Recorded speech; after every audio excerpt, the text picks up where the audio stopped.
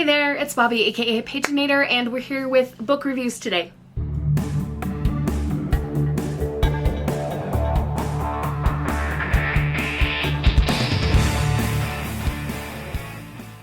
I don't do as many book reviews as I'd like to on this channel, and I thought, you know what? I'm going to review this book right here, Rosewood by Sayantani Dasgupta, as well as her other book, other YA book, Debating Darcy. Now, as I film this, it is Wednesday. On Monday, I read this entire book. So Tuesday and today, I've been trying to read this one. As I do reviews on these books, there are going to be spoilers. So if you haven't read them and you don't want to be spoiled, click off of this one and go watch another video. I have tons of bookish content, plus a bunch of crafting and journaling content. So there's plenty to choose from. With that being said, let's get into the reviews. Please remember that these are my opinions. I'm allowed to feel how I want to feel about the book, and you're allowed to feel how you want to feel. So if you're going to disagree, do it politely. We don't need to be jerks. Okay, so we'll start with Rosewood. Now this is her second YA book, I believe, this author, and it is a Sense and Sensibility retelling, kinda. It is a Sense and Sensibility retelling with, you know, Marianne and Eleanor. In this case, it's Ayla and, what's the sister's name again? Malika. And there's a bunch of Regency stuff in this, even though it is set in modern day. So there is this TV show called Rosewood. It kind of feels to me like Bridgerton, a little bit. Regency period, but also with the detective element, because people are constantly being murdered in the world of the Ton and all the things that happen in the Bridgerton kind of books, with the Regency must find a husband or I'm not worth anything kind of stuff for women. So these two sisters are have applied. Well, Malika, the younger sister, applies for both of them to attend this camp. And the purpose of this camp is to scout actors to appear in the next season of Rosewood. What they want to do is throw all these people into a Regency living situation and see, you know, how they adapt to the style, that kind of thing. And they might potentially get walk-on roles, maybe something bigger depending on certain elements. So, really cute premise. We're involving the Regency world, plus we're retelling a Jane Austen book. Our main character, Ayla, loves Shakespeare, and it is like her life. She's in a Shakespeare acting group, blah, blah, blah. She's never read a Jane Austen book, and she thinks that all Regency stories and stuff are fluff and pointless and blah, blah, blah. So I was already a little bit irritated with that. However, the love interest, this guy that she meets the first day while she's there at this camp, Regency camp, she meets this guy, Rahul, and they quote Shakespeare to each other, and he tries to get her to read a Jane Austen book, and she does. She reads Sense and Sensibility. And then it mentions that she reads another Jane Austen book later, but it doesn't say which one. And it's kind of strange because after one reading of Sense and Sensibility, suddenly she can quote whole lines and passages from it. Weird. And after reading Sense and Sensibility and whatever other book she's read, she's now calling Jane Austen a master of writing. Strange. You're going to see through this review, there are some things that I really enjoyed about this book and other things that I did not. So as she's going through this camp, she meets Rahul. He's the love interest. They're like the Eleanor and, what's his name? Mr. Ferrers, Edward Ferrers characters. There are rumors going around the camp that someone who is there is really a principal actor, like one of the leads in the next series of Rosewood, but they're undercover as one of these campers, and there's a potential for them to be scouting for a co-lead with them. Does that make sense? Like, this person, will call them Jim Bob. If they were the principal, they were undercover as one of these actors, and if Jim Bob developed really good chemistry with, let's say, a girl named Lily, then Lily could potentially get a job working, like, co-leading with Jim Bob. Those are terrible names for examples, but I don't want to accidentally spoil things by using actual characters from the book. Now, I will say, even though there were some things that really bothered me in this book, and we'll get to more of those in a little bit, there were some things that were really fun and enjoyable. I put a sticky note on one page because Malika, the younger sister, she fakes an injury a la Marianne rolling down the hill in hopes that this dashing young man named Will come and rescue her so she can cause a scene, right? And she goes tail over tea kettle into this pond, and Will, who is a terrible actor, but everybody thinks he's the principal actor undercover. Anyway, he comes rushing, diving in, like, to save her, and they immediately form this insta-couple, and it's very strange. But I laughed out loud when I got to this part that I'm going to share with you. Someone says to Malika, "I'll help you walk, come on." And it was one of the maids from the house, and Will, the bad actor guy who'd saved her, he said, "No, she shall not walk. Do you not see that Miss Malika has hurt her ankle orthopediatrically?" Now, oh my gosh, did laugh out loud. That's just ridiculous. I mean, she's hurt herself orthopediatrically. Just silliness. Will also goes on to say, "I will thusly carry you inside verily."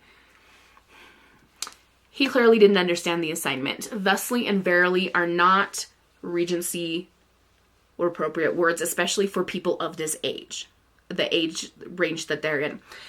Those are more Shakespeare kind of words. And here's where I'm going to start talking about some of the things that really annoyed me about this book. This author is trying to do too much. She was trying to have a Sense and Sensibility retelling, plus work in A Midsummer Night's Dream in 305 pages. You can't do that. It's too much. This book is trying to be too much. In the end, there's this big presentation to the director of the show, where it's like a talent show thing, and this group of like Ayla, Malika, Rahul, Will, and a couple of other people that have been hanging out this whole time. They perform the play from within the play of A Midsummer Night's Dream, Pyramus and Thisbe. While they're performing it, the director, who's supposed to be like the person they're performing for, she's saying lines from the original Shakespeare play. Like, people don't do that. They don't just start shouting lines that they're not a part, like, in a play of. It's weird. And also, teenagers don't go around quoting Shakespeare and Austen as much as the characters in this book do. They just don't. I don't know. At least none of the teenagers that I have ever worked with. I've been a school teacher for 19 years. 18 in the middle school, and then 1 year at a middle and high school. Plus I continue to work with high schoolers all the time outside of my teacher job. I'm around teenagers constantly. Even the theater nerd kids don't quote Shakespeare all the time. It's pretentious, and it feels a bit out of touch. Now, having said that, even though that part annoyed me and the thing with the Shakespeare play at the end annoyed me, this was still a really fun read. I enjoyed it. I did give it 3 stars on Compile, just because of the things that really annoyed me were pulling it down a lot. If she had cut out the Shakespeare crap, like, let the main character be interested in Shakespeare, but don't constantly quote it. Don't do the Shakespeare play at the end. Just keep it out, right? Stick to Austen. And don't quote so much of her book all of a sudden. Like, just, the quote thing has got to stop. Okay, if that stuff had been taken out, then this may have been a 4-star read, or maybe even higher. I don't know. Again, it was enjoyable and fun for me to read. Now, because it was so enjoyable, I came in here to my office and grabbed this one, which is Debating Darcy. And this is her first YA book, her YA debut. And I thought, well, let's give this one a go, and then I'll do kind of like a double review of her YA retellings. I have DNF'd this book at page 64. So I may have gone into this one a little bit more negatively biased, having just finished Rosewood. I'm not sure exactly what I was where my mindset was, because I, on one hand, was very optimistic because it's Pride and Prejudice, and it's, you know, there have been some really good retellings done on it, and there have been some really crap retellings done on it, and this one was one that was just not for me. I haven't run it through compile yet based on the 64 pages I did read, but it's not going to be a high score for me. So let's talk about this one. This one is about Leela Bose, who is the Elizabeth Bennet character. And she is on the forensics team, which in high school, a forensics team is combining debate, interpretation, which is kind of involving like acting and interpreting other published works. And there are a couple other things that they've discussed. I can't remember. I had to actually Google it because the book didn't explain it very well. But it's competitive speech and debate, basically. So, on the very first page, she is in a high school that's not her, standing on a lunch table, rapping a Hamilton song, and she sees this guy walk in who is going to be the Mr. Darcy character. His name is Feroz Darcy, and she sees him and he looks a little bit grouchy, and she's trying to play with him, and she's an attention seeker, so she did that line from the Schuyler Sisters song that Aaron Burr says about, "Excuse me, miss, I know it sounds funny, but your perfume smells like your dad. He's got money." And it pisses him off, and he's like, this is stupid. We find out later he hates Hamilton, and so the two of them are just kind of clashing at the beginning. I was already annoyed, because why? Why do you feel the need to stand up on a lunch table in a high school that you don't go to and start performing? Do you need attention that much? Apparently she does, because she's constantly trying to perform things. For example, in the second chapter, the first thing that she does, like, we get the classic Mr. Darcy, she's not good looking enough to tempt me kind of thing. She overhears him saying that when his friend's trying to say, hey, chill, it wasn't that bad. It was kind of funny and stuff. And he's like, no. So she hears him kind of snub her, and in the beginning of the very next chapter, or maybe it was the third chapter, she screams, "I hate Feroz Darcy." It says, "I screamed as I plopped down into my seat."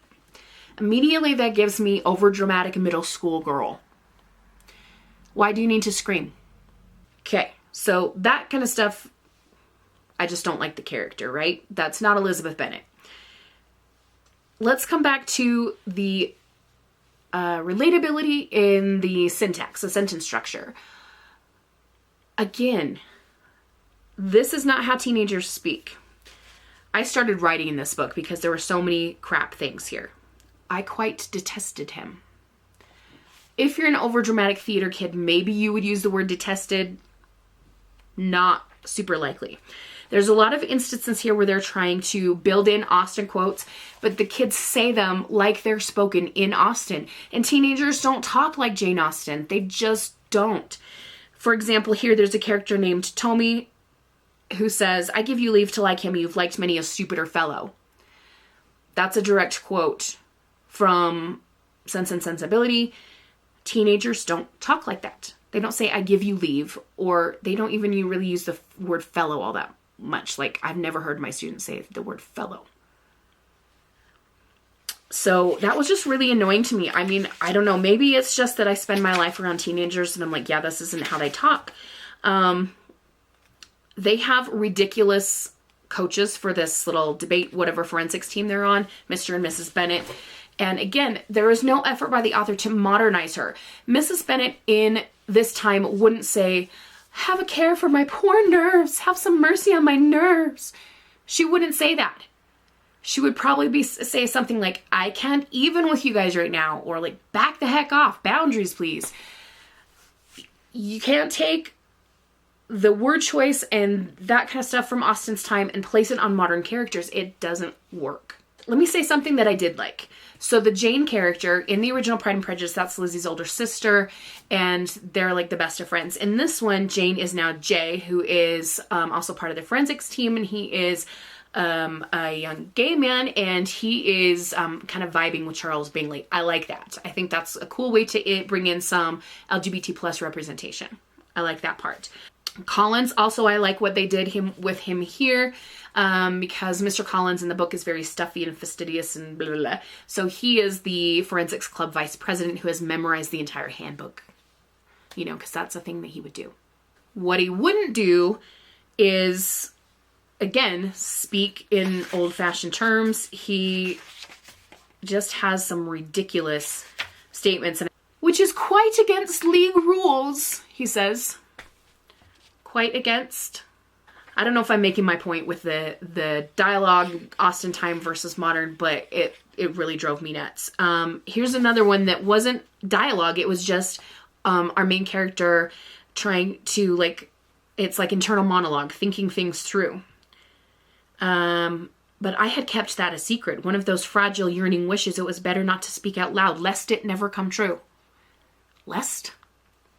And I'm sorry this is very ranty, but I just can't with this book. Now, here's an example where something that is either a quote or close to a quote from Pride and Prejudice kind of works. Tommy says to the Lizzie character, because they were talking about how Mr. Darcy said, oh, she's not pretty enough for me, blah, blah, blah. Tommy says, it was very wrong of him.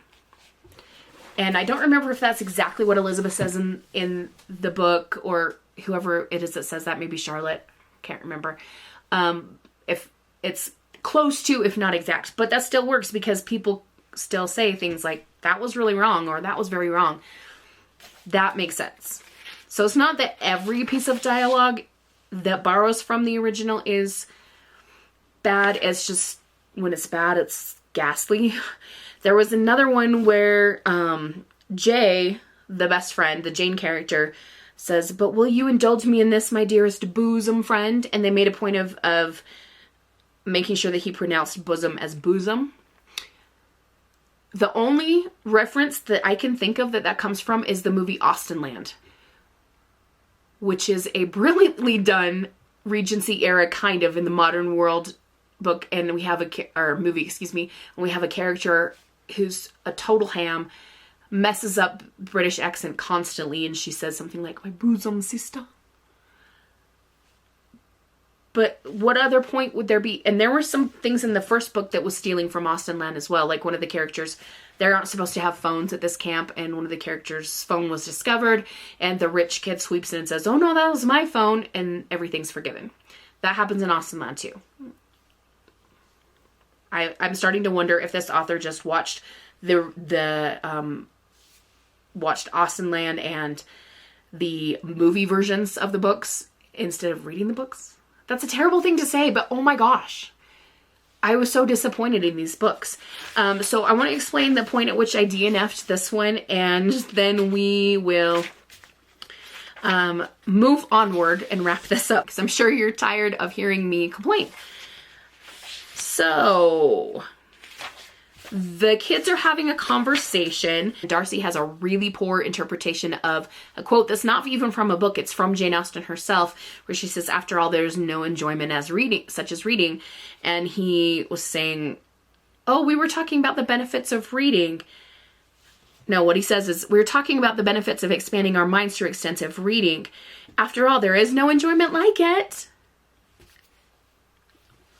But shortly after that, they're talking about the Pirates of Penzance and Hamilton and just some different musicals, and specifically talking about Pirates of Penzance. This is said. It makes me laugh from a musical that's trying too hard to be something it's not.